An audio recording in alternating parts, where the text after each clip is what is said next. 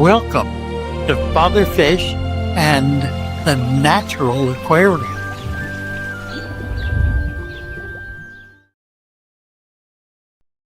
Well, hello. This is Father Fish. And I'm back with you in a new and exciting format.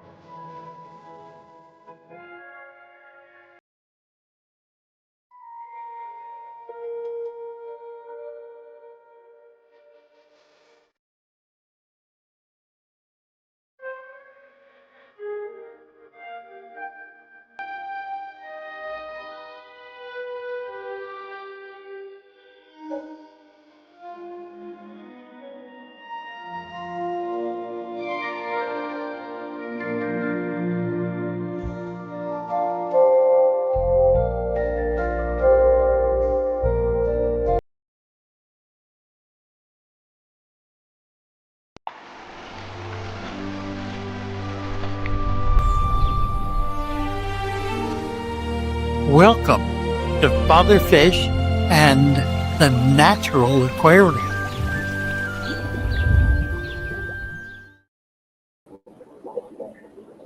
Well, that's my extended introduction, complete with a few blurbs. Nice to be with you all. Happy to be here. I've got my microphone over my head, so I'm guessing you can hear me. If there's a problem with the sound, holler at me and I'll fix it. Billy Badlongs. Hello, Billy. Happy to see you. Who else is here? Goodness, a whole bunch of people are here. I need to get rid of something. There we go. All right. So CL says the song was well done. That is a cool song, isn't it? I really enjoyed that. I don't know how it got up there. I didn't set it up. I think that may be a new feature of YouTube to play the whatever the intro video is, and that's my intro video on my site. So, but I appreciate it. David Metcalf has got a tank that he's happy with. Love my 6-week-old aquarium. CL412. Like the song. Let's see. Got something funny in the middle, in the way here. Here we go.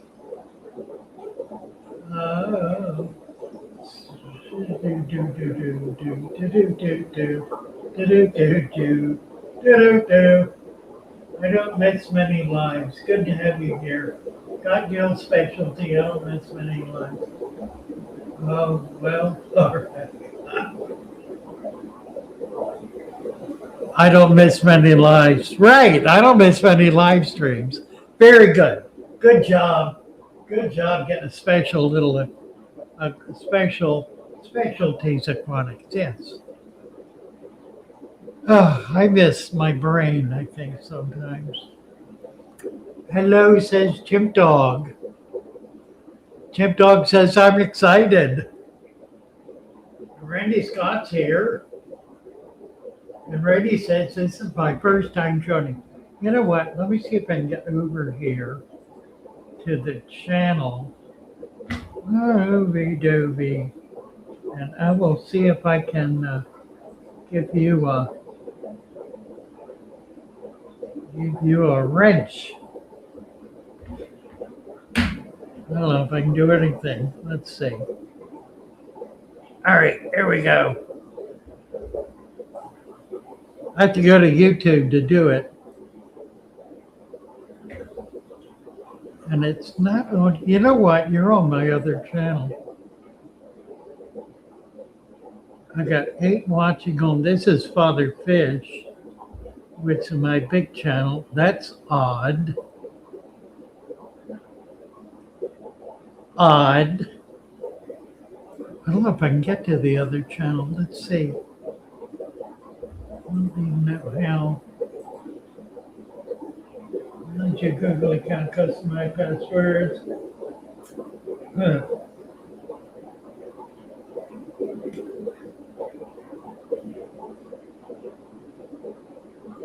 Huh. Sync is on. I don't know. It's all very strange to me. Let me get back where I was. At least have that much going on. Randy Scott. Hey, Randy.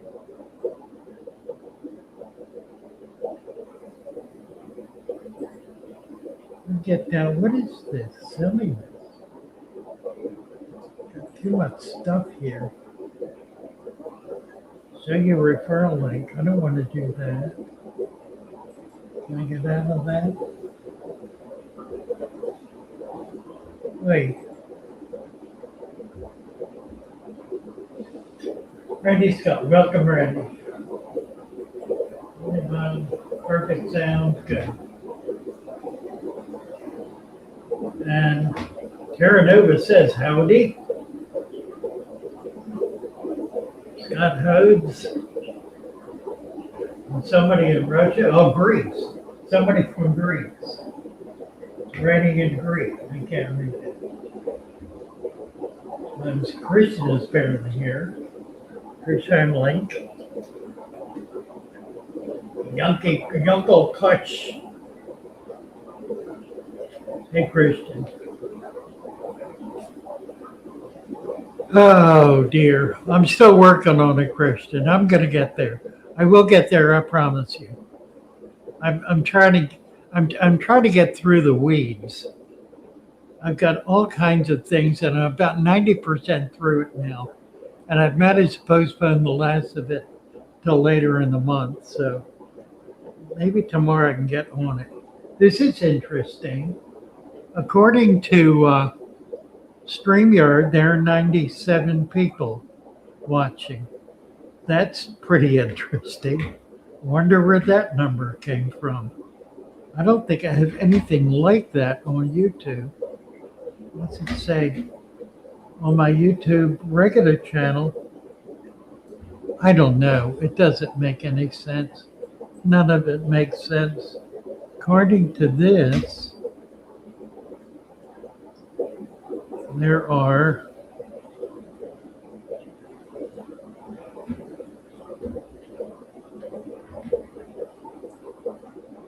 13 watching.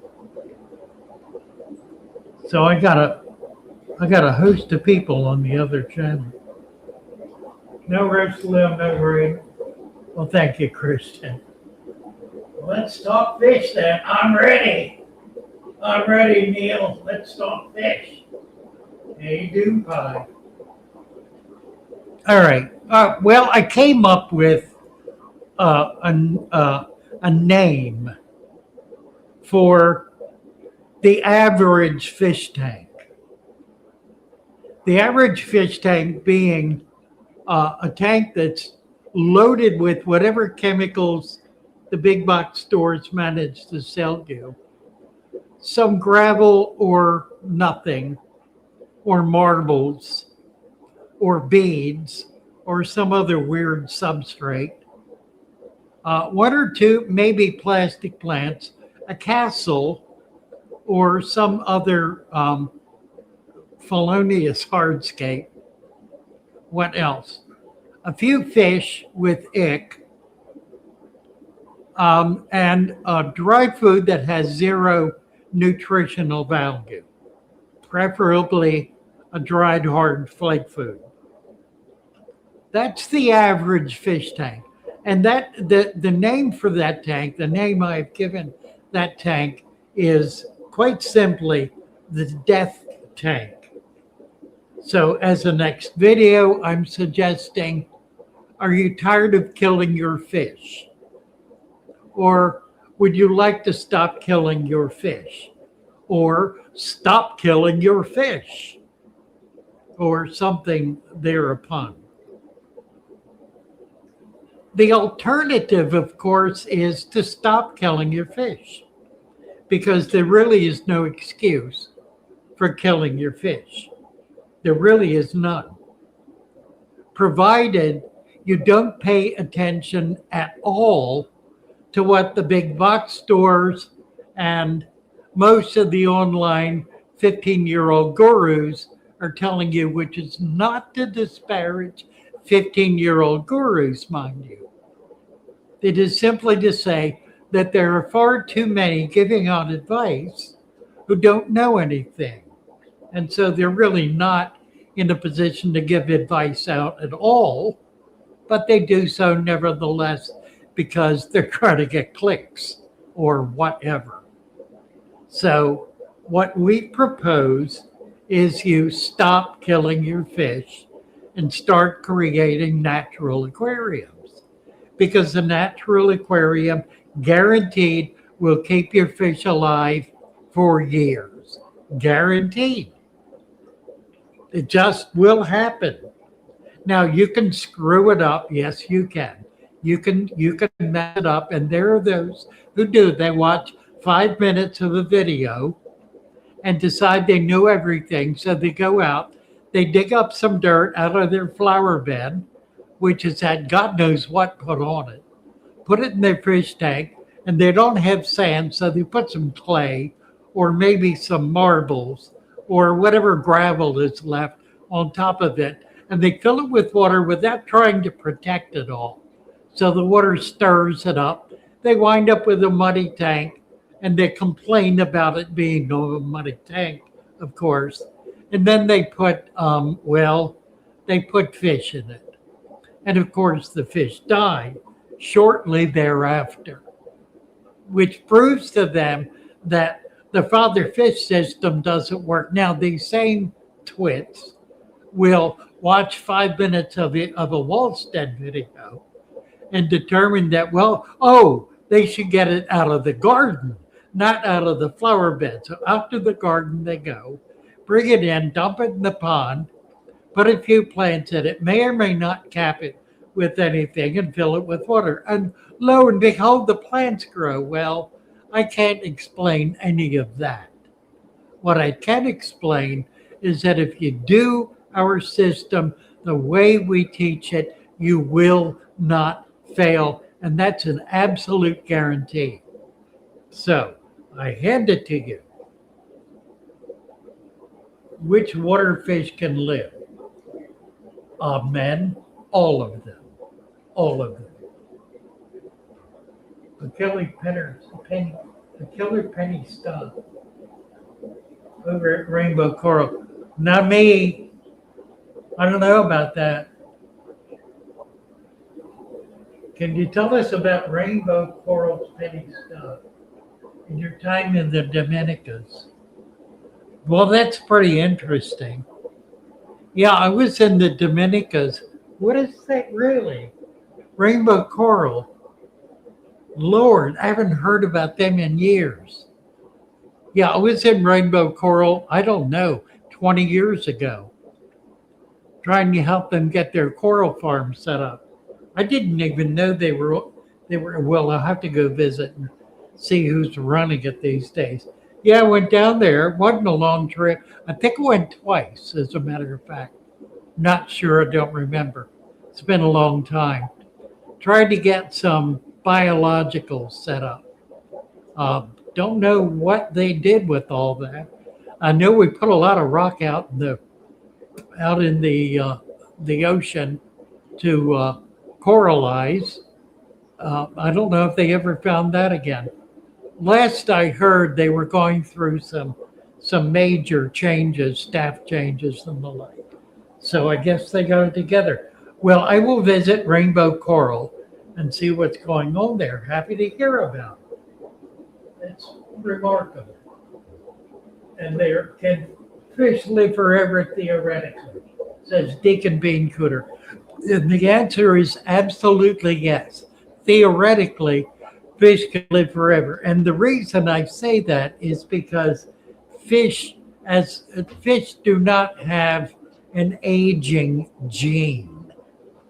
They don't grow old. They don't go through the kind of decrepitude that mammals do.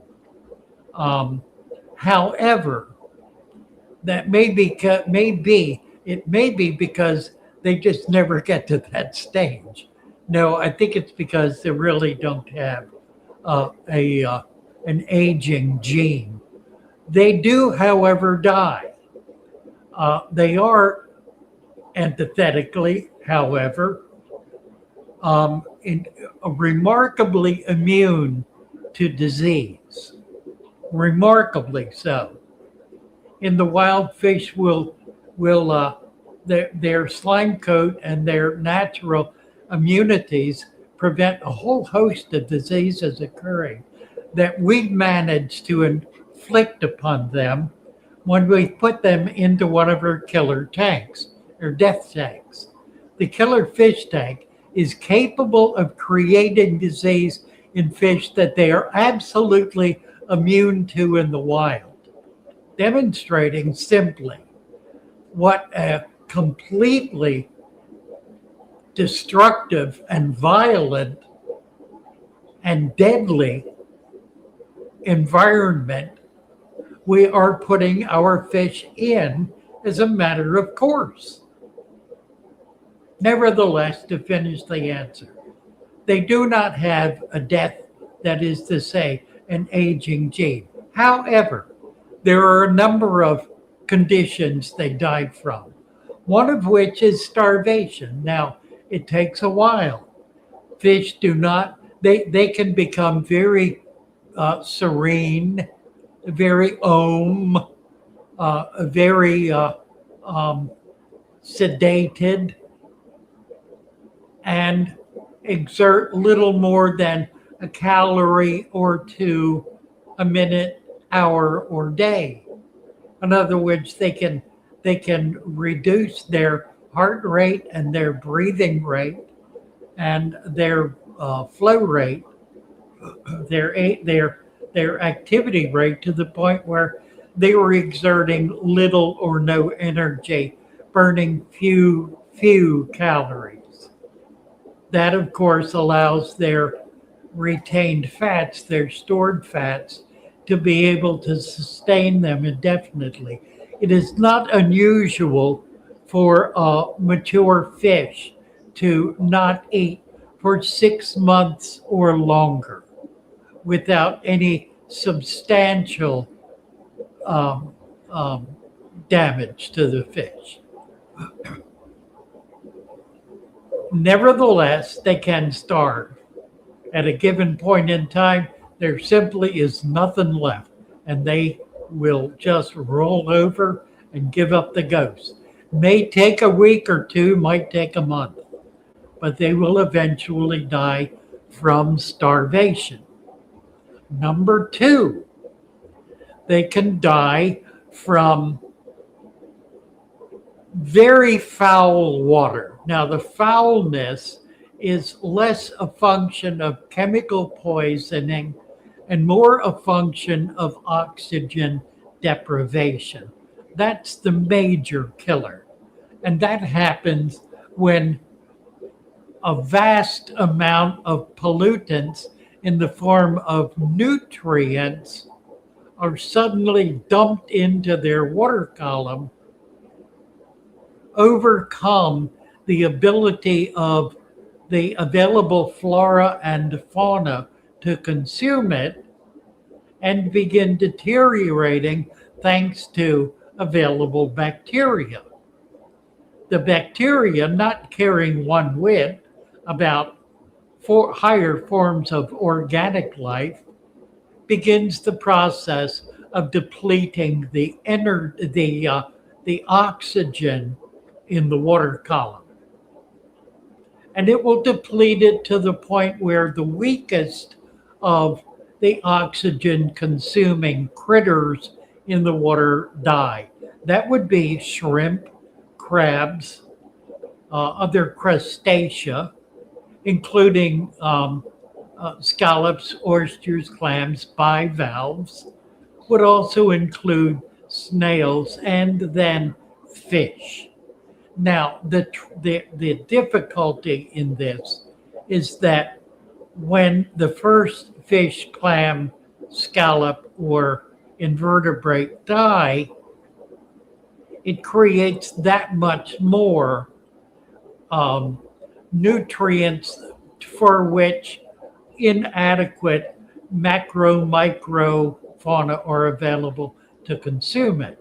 And so it too produces an increasing bacteria bloom, causing 2 or 3 or more critters to die, thereby increasing again the bacteria bloom to the point where it is now consuming 60, 70, 80% of the available oxygen, causing even more fish to die.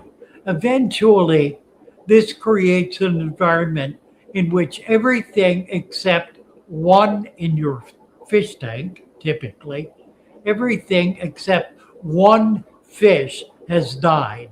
And that one is hanging at the surface, slurping down oxygen out of the air as expeditiously as it is able to do so. That is typically when you find it, when there's one left. And you manage to save the one. Now, that happens in the wild, in open water as well. It's called red algae.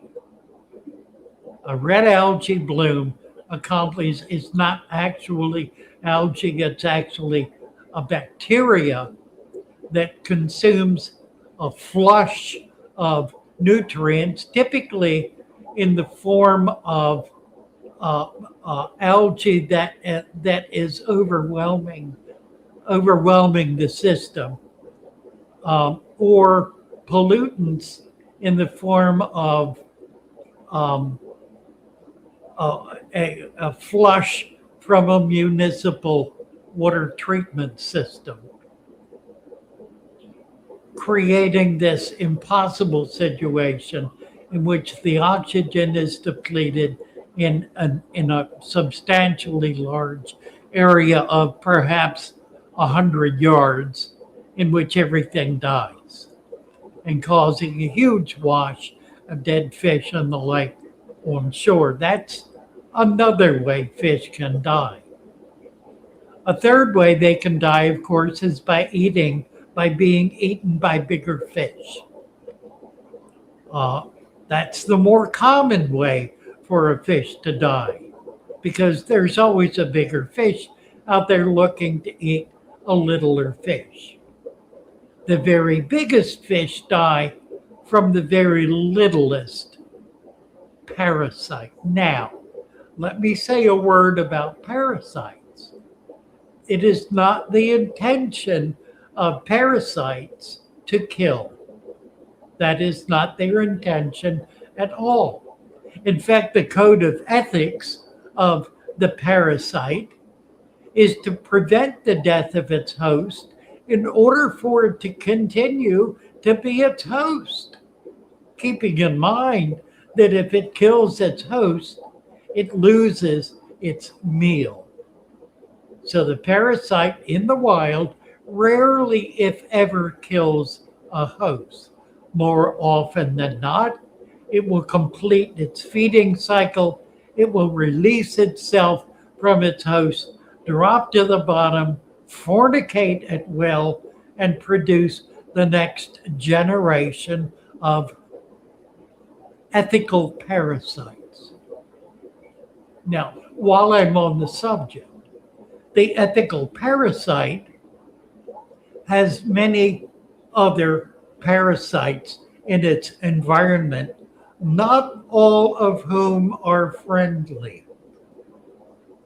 It is the case that of all of the microfauna, and for that matter, the macrofauna, these are the little microscopic or near microscopic critters that live in our water columns, in our fish tanks, in our lakes, rivers, creeks, ponds, and oceans. Those comprise vast, unlimited, nearly species of critters, nearly 50% of whom are in fact parasites. So, in answer to the query about bringing a food web resurrection jar culture into the fish tank, the query being, how do I avoid parasites? The straightforward answer is you don't. You do not avoid parasites because it is, in fact, impossible to avoid parasites. Therefore, the solution to this otherwise difficult dilemma is to increase the variety and the volume of microfauna in order to ensure the widest possible diversity of parasites and other macro and microfauna, thereby creating a biological balance in which those parasites completed their fornication and the creation of the next generation will find their progeny being decimated by other like-minded parasites that parasitize on parasites rather than on big fish and other larger critters.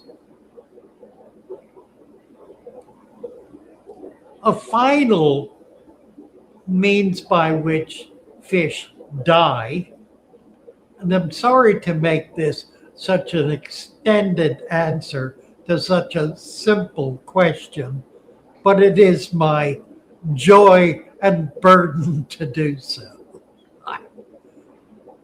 I can't think of what the other one is. I know there's another way fish die. Well, fishermen catch them, and that's not to be disdained.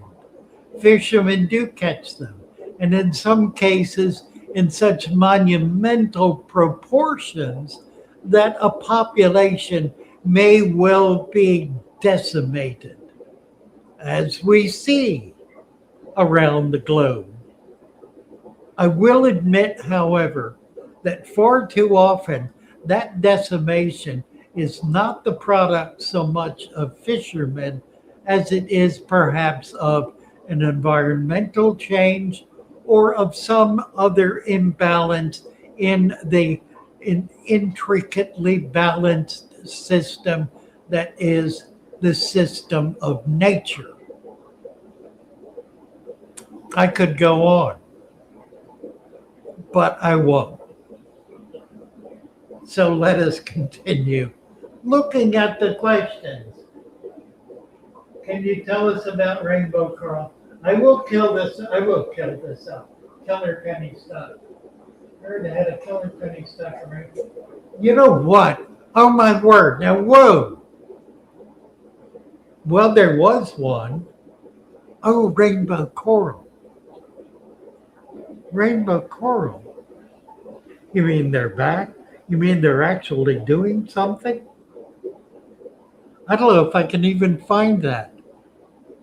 I used to have stock in it. I'm not sure I do anymore.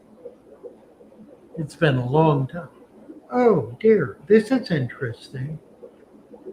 Well, that's a long story, and we shan't get into it right now. Who's this? Low-tech aquarium. Time of the Dominicans. Rainbow second, rainbow coral. I'll have to look it up. Well, let's see.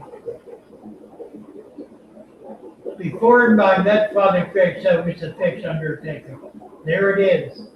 I agree, my tank has been burning for about a year now with no reach. You go, Lauren. You were the CEO of Rainbow Coral. I was indeed. I was indeed. You purchased Father Fish Aquarium as CEO. No, that's not true. No, that's not true. The Rainbow Coral came after Father Fish Aquarium. And it was independent. Well, let's see, was it now? No, it was actually Father Fish Aquarium that purchased Rainbow Coral, in effect, or at least founded Rainbow Coral. Ahmed Bagaf from Somalia. To my knowledge, Rainbow Coral has been defunct for many, many years. So I don't know where you discovered it. It's interesting that it's coming up. That's at least 15 years, maybe 20. Close to 20 years, I think. It never really took off. There were efforts for it to do so, but it never. According to financial, oh, okay. Rainbow Biosciences, Father Fish Aquarium. That was another corporation. Right, that's true. That was Florida Corporation, which is defunct. Huh. Rainbow Biosciences. So, is Rainbow Biosciences still functioning? Interesting. 2011, yeah, that'd be about right. That would be 15 years ago, June 13th. Huh.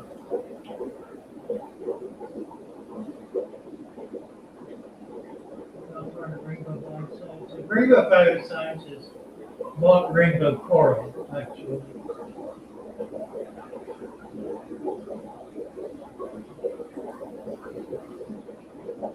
Through the tank with gravel, made water fish and live in saltwater and according to where are we going here?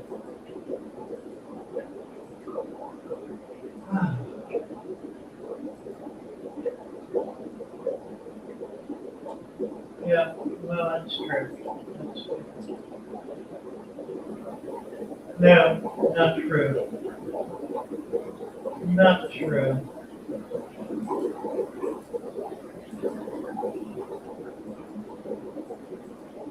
Who is this doing this?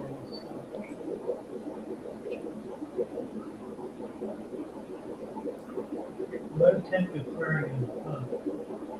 Well, you got your story mixed up, so you happen to straighten it out with you.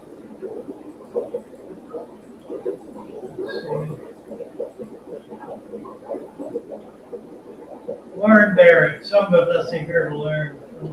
Temptation prevents free flow of infection. Is this true? Yes, absolutely.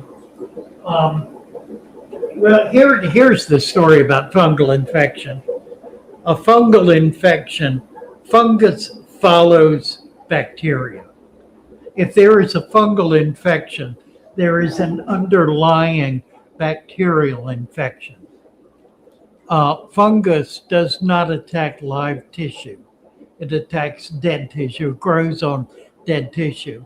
And it'll grow on or any dead organic material. Typically, it grows on organic vegetable material, which is how you find mushrooms and the like growing in the forest. They're growing on dead trees, if you will, dead leaves and the like. But it will also grow on dead flesh.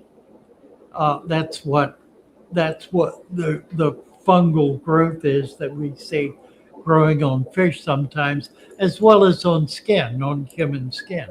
But it's growing on dead flesh that's been killed by bacteria. So there's an underlying bacterial infection that has created the environment on which fungus can grow. So by treating the function, you're not treating the disease, you're treating the symptom. So fungus is a symptom of a bacterial infection. The solution then is to treat the bacterial infection. And on a fish, you can do that very simply with an antibacterial ointment. It works brilliantly and perfectly effectively.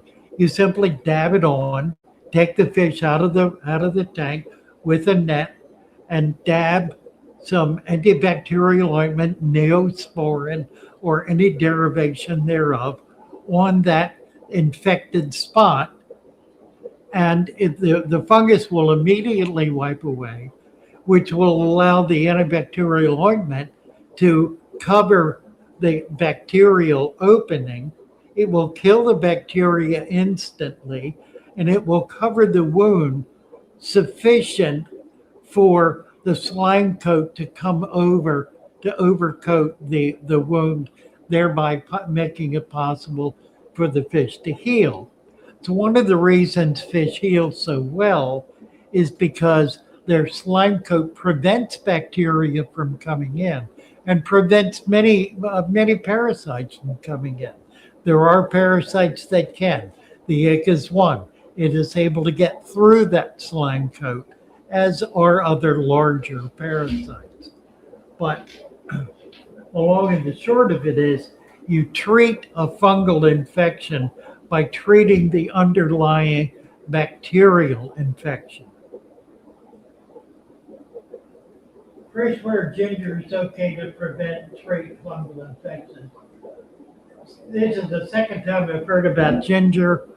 I've not tried it. I don't know. But again, treating fungus does not cure the problem. It does not create. How can I say this? It does not get rid of the fungus, but momentarily. The fungus will come back if the bacteria remains active. If the bacteria continues to kill the flesh that it is infecting, then there will be fungus again. You won't get rid of it. There are treatments that claim to be fungal treatments that are in fact bacterial treatments for obvious reasons, and they work. But they work not because they're killing the fungus, but because they're killing the bacteria. So there's that.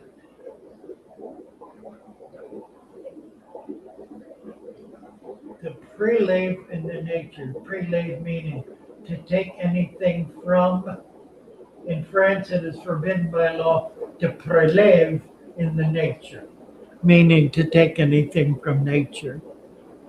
Well, that means you should not be able to breathe or drink water, because air and water are both natural elements. They exist in nature. They are natural. So by drinking water and breathing air, you're violating the laws of France. I wish you well. What's best feed for fish? Live food. Live food is best feed for fish. No question about it. In the wild, virtually all fish eat live food. Um, in fact, the only time they don't eat live food is when it dies, and then they'll eat a dead live food, if you will. Um, Live food, any there are a number of live foods that are pretty easy to culture. The white worm culture is one of the best. Micro worm and freshly hatched Daphnia, I mean brine shrimp and Daphnia culture are really essential for baby fish, many of which are only able to eat by triggering on on food that is moving, on microfauna that's moving right in front of their nose and they grab it. So feeding microworm and brine shrimp and Daphnia, as well as paramecium for the tiniest of fish, is critical for them to get through that initial stage of development. If you don't, they're likely going to die. There are there are some successful methods for feeding very tiny, and I mean tiny egg layers, not live bears. Live bears can eat flake food, baby live bears. They can eat pretty much anything because they're vastly more mature. They've been gestating in their mother's womb for upwards of a month or more. Eggs, fish that hatch from eggs, at least from eggs that are laid, from tetras and the like, hatch at approximately 3 days of development. They still have a yolk sac. They're nowhere near developed yet. In fact, there are some that are born, they don't even have a mouth. They can't swim, they can't eat. All they can do is finish digesting that egg sac so that they can develop some fins to swim with and a mouth to eat with. Once they do that, they're looking for something right in front of their nose to eat. What they're going to find, if they find it, is going to be a very rich culture of microfauna. That would be in the case of raising our fish, brine shrimp, paramecium, micro worms, those sorts of things. Tiny little food that they can eat and be able to get through that initial stage. That's what you have to do with baby bettas. And keep in mind, baby bettas cannot eat baby brine shrimp. They're too big. Baby angels can, and most of the baby cichlids, that is, most of the Central American cichlids. Now, African cichlids, when they spawn, they mature the eggs in their mouth for upwards of a month before they're released. So when they are released, they're ready to go, just like um, a, uh, a live bearer baby is ready to go. So, best food for fish. That's baby fish. Adult fish, live food. If you cannot feed live food, there are some good options. Uh, uh, any of the dried bug, dried bugs, or bug bites is a brand name that a lot of people like. I've used it. I like it. Um, we've discovered a food that's a small processing. How can I say this? It's a food that is not processed in large volume. It's processed in very small volume. And we're one of the few distributors of it. It's we call it, we have branded it Nutripreta. It is called Cool Flake, COOL Flake, Cool Flake. And it's a process by which the slurry that is created to make flake food is not baked the way flake food is baked. It is rather dried with warm air. which allows all of the amino acids, the fatty acids, and the other nutrients to remain essentially available to the food to the fish as an available food. It does have a shelf life. It's prolonged. It can be prolonged to about 3 months. We like to keep it refrigerated. It prolongs it even more. But we find that our fish and those folks who have started using it find their fish so ravenous about it that it really doesn't last very long. We sell an 8 ounce container of it for $20. It is an amazing food. I haven't found anything that's even close to being like it. And I've tried a lot of different foods, and some I've really liked, others I haven't at all. One I thought I would really like is fish eggs, a prepared fish egg that's semi frozen. I thought, wow, what a great fish food. I don't know what the process is, but fish won't eat it. They'll eat it initially, but after a while they just ignore it. It doesn't have the food value. Now that's one specific type, and I can't tell you offhand what it is. It's a saltwater fish egg, but I can't remember what. And it may be a a herring type fish, a small fish egg. I'll find out and let you know. I I found it doesn't work nearly as well as I had hoped it would. There are other frozen products that do. There's some very good ones. And there are some good frozen products for baby fish as well that are actually quite good and they do work well. You need some aeration in the water to keep it in the water column because if it falls to the bottom, the baby fish are going to miss it. They're up swimming around, they're rarely on the bottom. Those that are will find it, but those that are not won't. So when you're feeding these fish, you need a sponge filter in there, not only to keep water moving, you keep that food in suspension, but also to be filtering the water to be getting out some of the uneaten particulate matter that could otherwise cause a bacterial growth in the water column. So there's that. Vivarium, I love vivariums.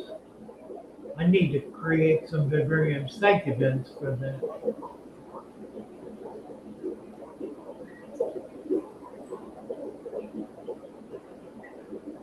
Ms. Peach, thank you. Read my bettas of frozen natural food, red worms, white worms, mice, and Japanese. Couldn't do better than that. Can't do better than that. Join as a channel member. Thank you, Fish Family. Anybody know the best way to determine if ghost shrimp have disease? You're talking about catching them wild and bringing them in. The best way to do that is to keep them in a quarantine tank for a few days. They won't get disease so much as they'll bring parasites in, but they're large enough to see. They'll be attached like a worm or a round spot attached to the shell of the shrimp, and will actually be boring the hole in it, sucking out its juices, and frequently thereby killing them.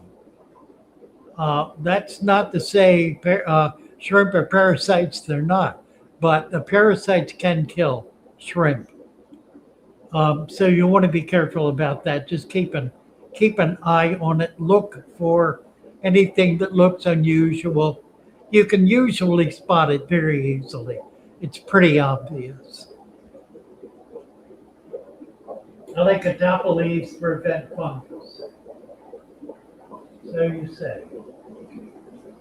Any particular one used for a no, not at all. I don't think it matters. They're all broad spectrum.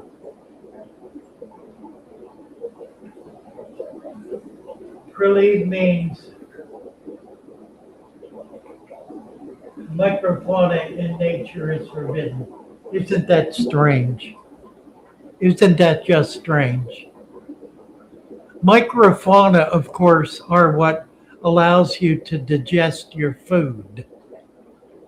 And it is the ingestion of microfauna in the foods that we eat that make it possible to do digestion.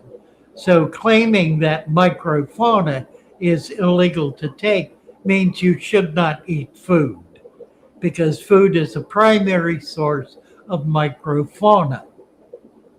The French are in deep trouble, deep trouble. They may not breathe, they may not drink, and now we discover they may not eat. What fools they are.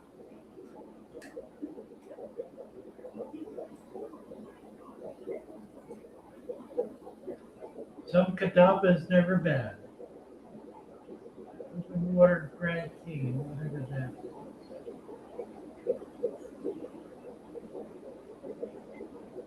Thanks for teaching us all about bringing the natural world into everything.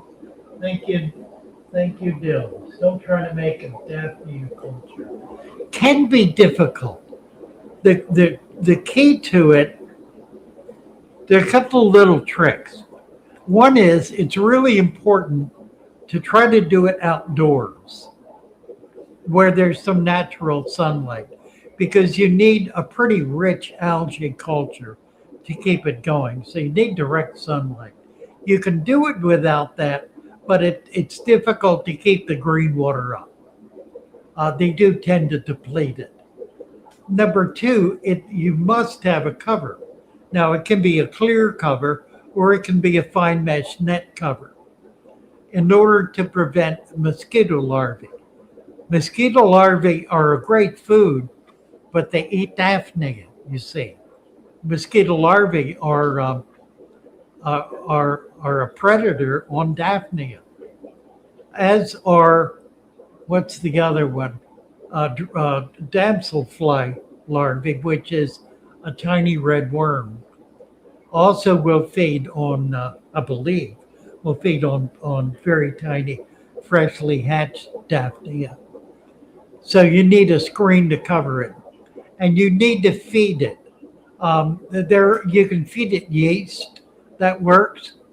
You can feed it a little bit of fertilizer, that works. I have a friend who fed his dead bugs, that works too. Leaves will work. Anything that provides nutrient for the algae being that which the Daphnia eat, and it's microalgae, not any kind of algae. So you need a microalgae culture. One of the ways to do this is to keep a culture of algae going, and do not allow the Daphnia to get near it.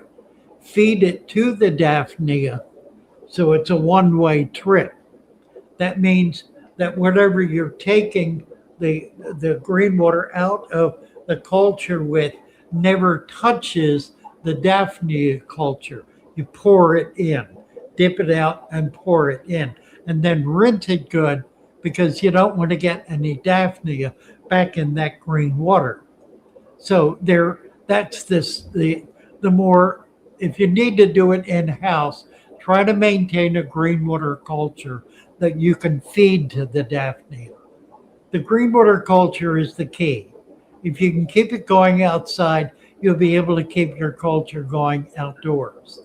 The larger a barrel is good, something that's fairly deep. Some people do aeration, other people do not. Experiment with it. I've had it not work.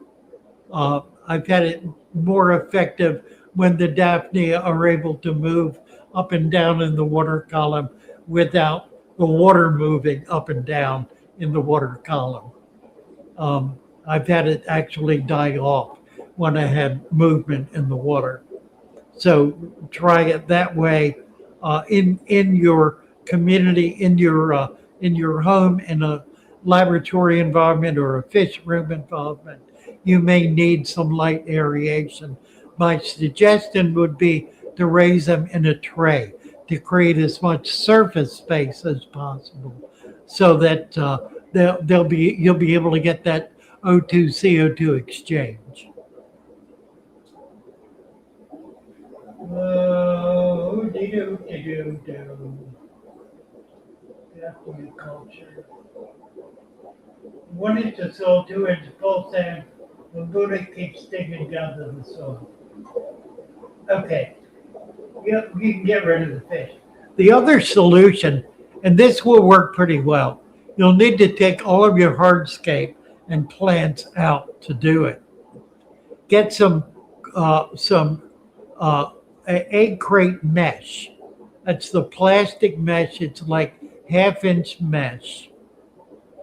You can buy it in a hardware store. It's used in drop ceiling lights to cover lighting. Well, used to be, not so much anymore. Comes in 2 foot by 4 foot sheets, I think. It's easy to cut. You can cut it with a blade. Cut it to fit your tank and press it down into the sand, far enough to get down close to the dirt. That way they'll be able to dig down to that and not dig into the dirt. If you're going to be doing that kind of tank, a dirted tank for diggers, then when you put the dirt down, put the grate on top of the dirt and cap that with sand. And you'll be able to prevent the diggers from digging up the dirt. That works really well.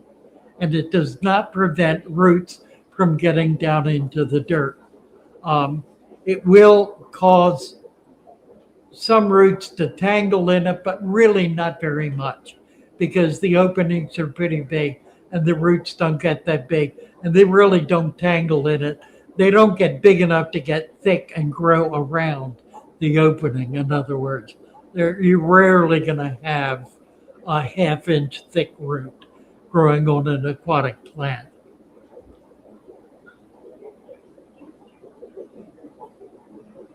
How long does it take before you see baby belly color and type? Well, about a month.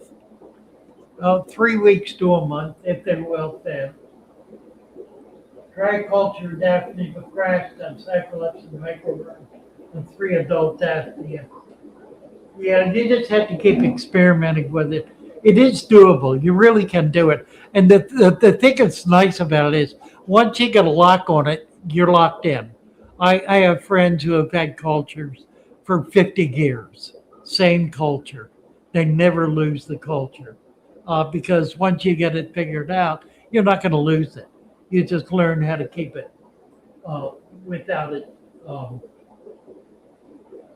without it breaking down. Let's see.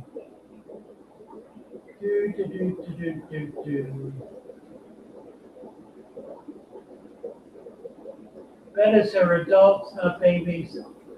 Baby fish need living food. By and large, they do. There are some baby fish that will eat some of the fry food, but those tend to be larger Central American cichlid type babies that are foraging. Baby bettas, the earliest stage of like tetrabettas, the barbettas, the other small, I don't mean bettas, I mean fish, tetrafish, barbs, the other small fish, rainbows are another one. Little gouramis are another one.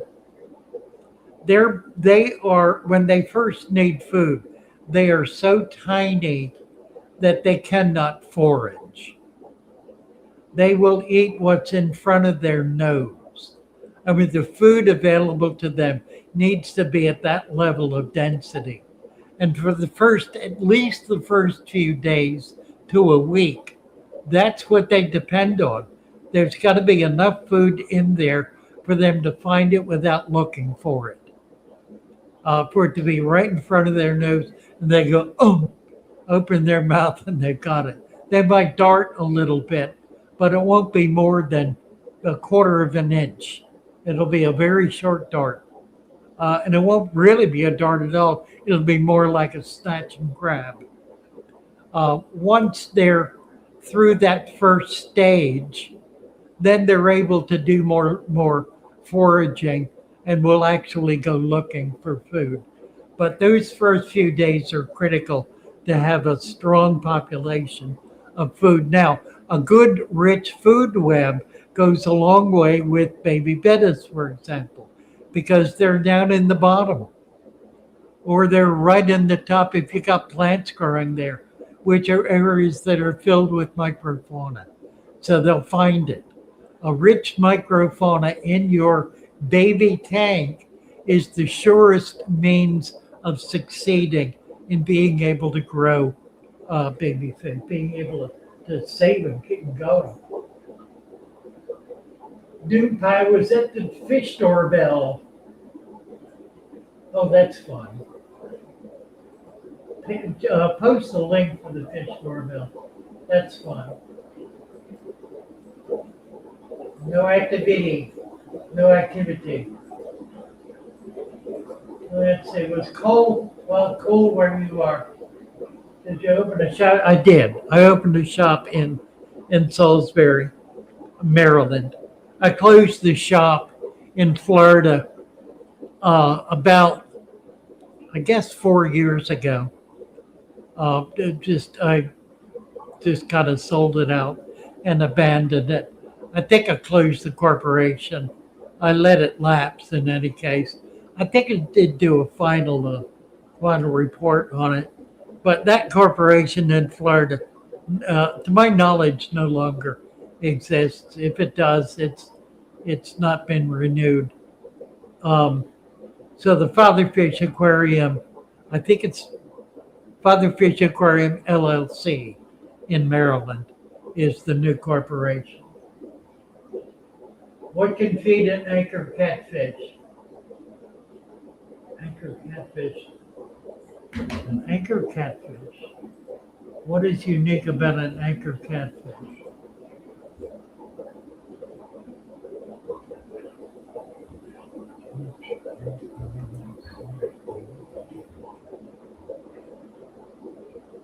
Anchor catfish hair. It's a stone. Let's see.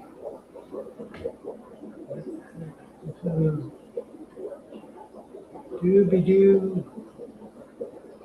Environment lighting. Food type. They'll eat anything. The food type here is sinking pellets, frozen rod legumes, brine shrimp, small crustaceans. Shy and mostly active at night. So anchor catfish, you can feed them about anything. Let's see.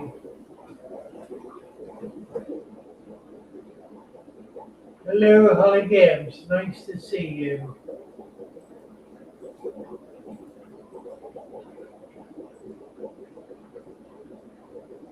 Lisa, in the home with a flat lamp is possible to make rainwater. Yes. You need to leave it on 24/7. Don't ever turn it off. And put a little bit of nutrient in there to get it going. If you can find a starter culture, that'll be a big help. But eventually it'll turn green. Once it does, you need to feed it. Because if you don't feed it, then it'll use up all the available nutrients and die off. So it is important to feed green algae, the green water, I should say. And again, you can feed it leaves, you can feed it a drop or two of fertilizer, feed it bugs, feed it dirt. You can feed it about anything. Feed it a dead shrimp or something. It needs nutrient. Feed it dead plants. From the garden with a small tiny worm on the bottom of it. Small tiny worm could be anything. It's probably a nematode. Nematodes are very common in gardens. And there are nematodes that can survive aquatically. In fact, that's what whiteworm culture is. Whiteworm culture is essentially a garden variety nematode that we maintain in the yeast culture. And you can actually capture them with potato skin by burying it for a week under a tree and scrape the inside of it when you dig it back up. Put it on a yeast culture, and it'll begin. The few worms that are in it will begin multiplying, and you will have a white worm culture. Really pretty simple to do. Magic Bonsai, hello, hello, nice to see you. Uh, Lauren Barrett, smiling ear to ear because you answered my question. Good. What was the question? Glad I answered it. 50 years is pretty cool. It certainly is. The gentleman who had it passed on. He had passed his culture on to many people, but his original culture was kept and is continuing today. He died about nearly 20 years ago, and his culture is still going today. He was active in um, Kelly. He was one of the founders of the American Kelly Association. Actually, was active there and in a local fish club, the Tampa Aquarium Society, in fact, as well as the Sarasota Aquarium Society. He was a founder of the Sarasota Aquarium Society. Most of those gentlemen are long gone.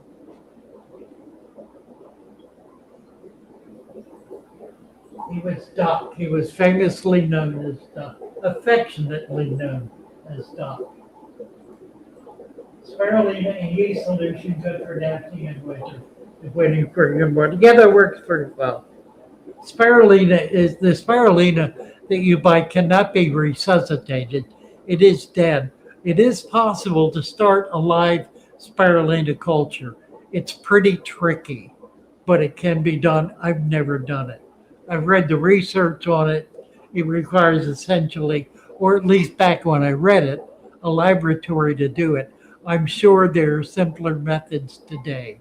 So it probably is possible to do a live spirulina culture and might be a good idea to do so. I will try to remember to look into that, or maybe one of you can. Hello, Todd Sega. Let's see, what time is it? 8:04. We're under our hour. Oh, thank you. Who is that? Burns? Thank you, Burns. He's, Ahmed Bagam. Thank you, sir. Hey, Burns. I have a set of baby bettas that are about 3 weeks and still very tiny. They are tiny for a while. And they'll stay tiny if you can't really beef them up with food. Try to get a microworm culture going. That's one of the easiest foods to feed. Those are probably big enough to hatch brine shrimp. You can feed frozen baby brine shrimp, or you can buy decapsulated baby brine. We do sell decapsulated baby brine shrimp, which are pretty easy to hatch. I'm not sure we have a worksheet on that. I'll make sure we put one together. We do have a worksheet for microworm culture. Tommy, if you're watching, we need a worksheet or some purge. Please tell Tommy or ask him to do a worksheet on brine shrimp culture, hatching baby brine shrimp using both decapsulated and capsulated, and I will help them with the details of that. Thank you very much. We do that, by the way, on Discord. That's one of the projects that we have is developing worksheets. We have a group of people. If you want to join that group, you're more than welcome to do so. It's a group of people who develop utilities like thumbnails and worksheets and the like for our YouTube and for our Shopify and for other general distribution.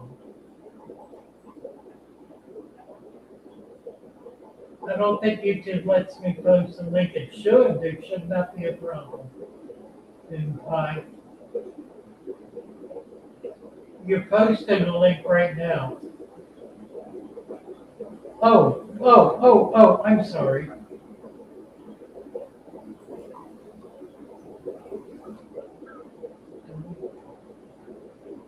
It may not. It should. I may have to, that may be a setting. I have to look into that. It may be a setting that I can fix. No, I've lost it. Let's see. Well, I'll look into that too, Mike. We really need people to be able to post links here. Make a pop-up at the Salisbury location. I don't know what you mean. I'm here now. I'll pop up. I don't know what you're talking about, Lauren. When you're going to make a pop-up at the Salisbury location. Explain to me what you mean. Lauren would love to meet you. I am always at the Sarah. I'm here 6 days a week. I'm here all the time. What is an easy way to get baby piranha out of the tank without? Oh, really? Interesting. Siphon them out. If you use they're in the 125, like a half-inch siphon on a fairly long hose, like 6-foot hose at least, so you can get it down in there and move it around. You may need to put something rigid on it if the end of it's floppy, but if the half-inch hose is pretty rigid, you should be able to get it close enough. If you hold your thumb on one end of it, on the output end, and move it around, when you get it near, just take your thumb off. It'll suck up the baby. That's probably the easiest way to get them, and you should be able to get close to them that way. You're going to have your hand in the water, although I doubt seriously that your piranha are going to go after your hand. You might need to do it with an extender on it if you don't want to put your hand in the tank. But siphoning is what I usually do to get baby fish out.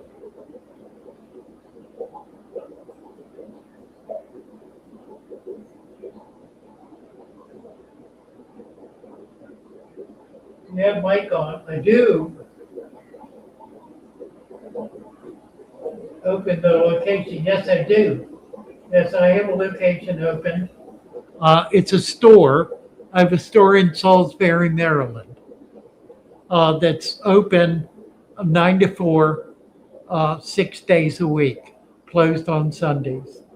We also ship out from here, and we do all of our streaming, most of it at least from here. So we're here quite a lot, occasionally in the evenings. We hope eventually to be open in the evening so that folks who work during the day can get to us. We haven't reached the community yet to such an extent that we can do that, but we're probably getting very close. What we'll do is open 1 or 2 evenings a week and see how that goes. But we're here all the time. Come visit. We have people visiting all the time. Oh, good, Larry. Okay, I think we're at the end. I think I did it. Did I do it? If I missed your comment, I'm at the bottom of the page. Post now, and I will see it. If there's something that you really want me to see, post it, and I'll be happy to read it and respond. And I'll give folks a minute or two to do that. I try to catch everything. Don't know if I did. Happy to see you all. Nice to be here. Um,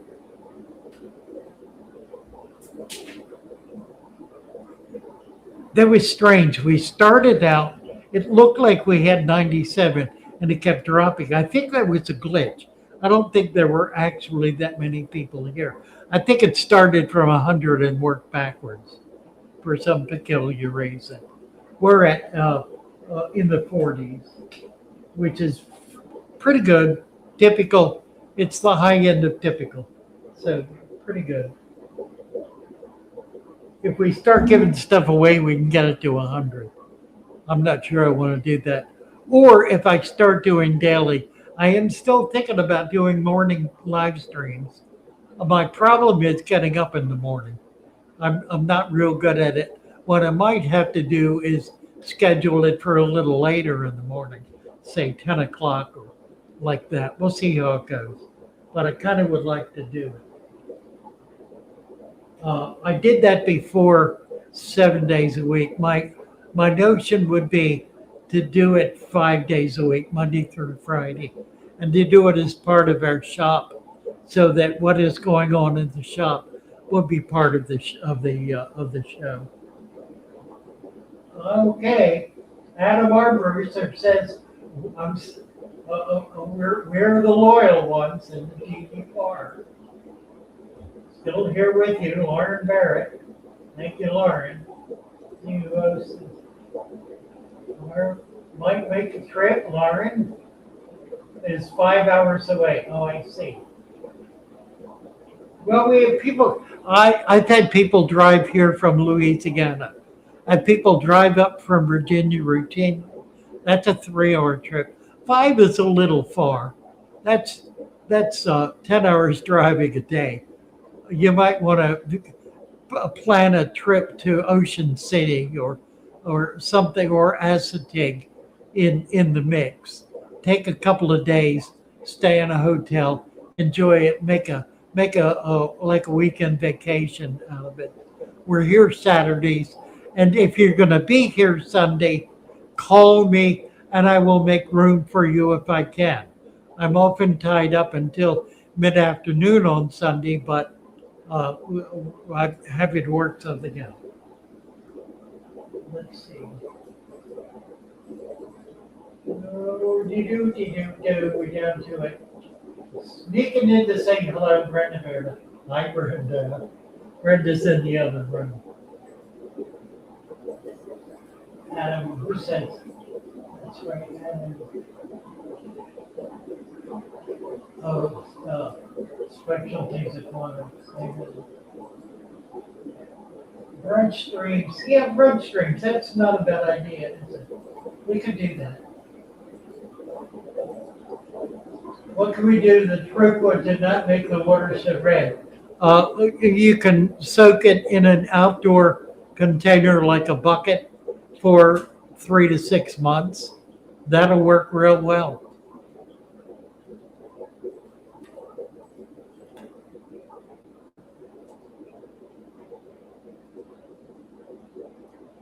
Dubai. Thank you, Dubai. What temperature line fish? Well, I like 82. Let's see, I want to show you a tank you maybe haven't seen. We have, I can stand up without falling over. We have a community tank. It's a 40-gallon breeder that we've set up. I'm going to move the camera and show it to you. This is our 40 breeder. And what we've done is just every little fish we've got, we throw a couple in. But not big fish, little fish. We do have more than this, but there are a few little schools. There's a school of greens. There's a school of red nose or ruby nose. It's kind of a mix of fish. Our goal is to have, I think we're at about 50 right now. The goal is to get to 100. We're gonna have 100, and then I'm gonna increase it from there. I'm gonna see if we don't have libraries. At least only a few platies, I think. But once we get libraries, that'll give us more babies. And that'll begin punching up the population. We also do not have a food web going in here yet, at least not much of one. We've got some moths coming up, some sponsor jam, some Java moths. So we're beginning to get a bit of it, but I want to get some leaf culture in here. We're going to be selling soon live culture, wild live culture. Phillips is no longer doing that. We've had some requests for it, so I got to get out and collect. But I do still have some left from when we were selling it. So we've got some outdoor live foods that I still have culture in them. But we're going to get that going too. And we will have dried leaves. We'll be selling the big dried leaves. I've got a big bag of it, so we can do that. We'll try to get those up this week. That should be pretty quick, and I'll get some of that in here too. So there it is. Nice little tank. All right. I think we're done. Does anybody else think we're done? My back thinks we're done. Oh dear.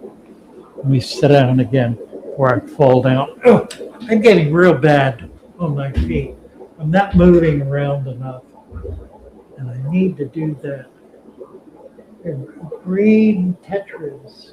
And there's a fish up here. If it's still here, I want to show you. See if I can, oh yes, right there in the corner. See that? That's a Valendi Garani. Oh, right there, kind of from the side. Yes, right there. Read the Valendi Garani. There, right there. Be cool. Neons. Dip neons. Together details. Cool little fish. From Borneo, when they were first brought in about 5 years ago, it was impossible to keep them in other than very salt acid water. They've now been bred in captivity to such an extent I've got them in hard alkaline water, and they're surviving. I don't think I can get them to breed. They may not survive long. This I really need to set up a tank for them. I do have a saltwater tank, and I might try that. I love the fish. I'd love to be able to really set it up properly. So I'm going to try to do that. All right. That was all I had for tonight. Love you all. Wonderful as ever to be with you. Oh, let me get back here.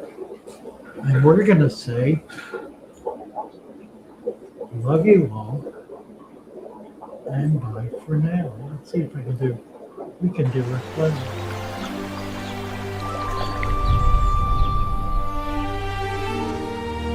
Welcome to Father Fish and the Natural Aquarium.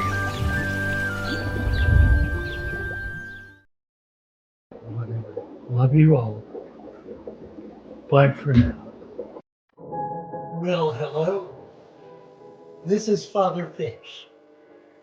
And I'm back with you in a new and exciting format.